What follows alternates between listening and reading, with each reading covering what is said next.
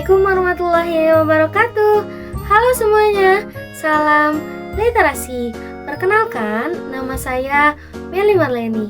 Saya merupakan pembimbing tim 2 atau kelas bawah pada literasi numerasi atau tim Leksemedas di SDIT Inspiratif. Pada tantangan bulan Februari, saya telah menyelesaikan membuat sebuah cergam atau cerita bergambar yang judulnya Kebaikan Kecil, Cahaya Kebaikan.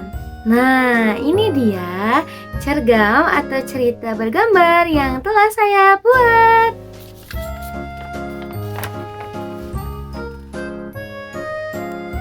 Sini. Cergam yang telah dibuat akan disimpan di sebelah kanan video. Namanya Dimas. Ia adalah seorang murid laki-laki di kelas yang memiliki sifat pemalu. Pada suatu hari ketika guru memberikan tugas atau mengerjakan soal, ia hanya duduk. Dia kebingungan. Dia hanya menatap bukunya, memegang kepalanya dengan ekspresi benar-benar tidak mengerti dengan soal yang ia pegang. Dia menengok ke kanan, menengok ke kiri, teman-temannya hanya tertawa. Sepertinya tidak ada yang mau membantuku. Lalu datanglah Mira. Dia menghampiri Dimas. Dimas, apa yang sedang kamu lakukan? Sepertinya aku melihatmu kebingungan. Iya nih, aku bingung harus bertanya pada siapa. Sepertinya tidak ada yang mau membantuku. Lalu Mira dengan wajah cerianya, tenang saja, aku bisa membantumu. Boleh kulihat mana soal yang menurutmu susah? Lalu Dimas pun menunjukkan soal ini yang susah. Oh, ini mudah. Dengarkan ya Dimas.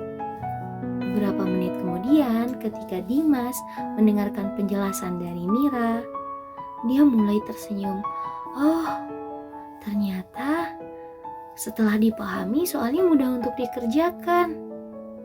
Dimas pun tersenyum. Selang beberapa menit setelah Mira menjelaskan bagaimana cara mengerjakan soal tersebut, mata Dimas pun melebar. Keringat dingin di jidatnya mulai berkurang, pertanda bahwa Dimas mulai tenang. Akhirnya pekerjaan Dimas pun selesai. Truk, suara langkah kaki terdengar masuk ke dalam kelas.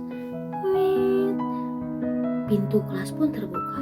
Assalamualaikum anak-anak. Waalaikumsalam. Bagaimana tugasnya?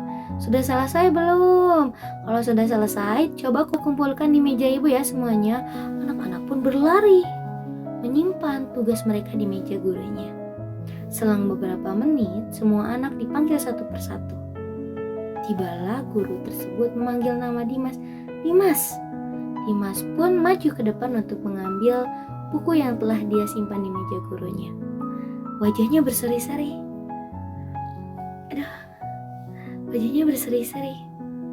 Wah.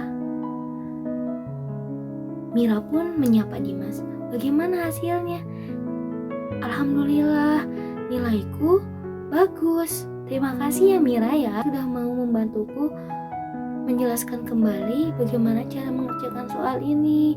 Untungnya ada kamu yang mau membantuku. Nah, dari cergam yang telah diceritakan, kira-kira apa nih kebaikan yang dilakukan oleh Mira? Betul, kebaikan yang ada di dalam cerita Mira dan Dimas itu adalah membantu teman yang sedang kesusahan. Artinya kita harus peduli terhadap teman kita harus peduli terhadap lingkungan di sekitar kita. Nah, kebaikan itu tidak hanya dilakukan ketika kita memberikan bantuan kepada orang lain. Kita peka terhadap lingkungan teman-teman kita saja, itu sudah merupakan kebahagiaan atau kebaikan yang bisa kita berikan dan bisa menciptakan cahaya kebaikan untuk orang lain.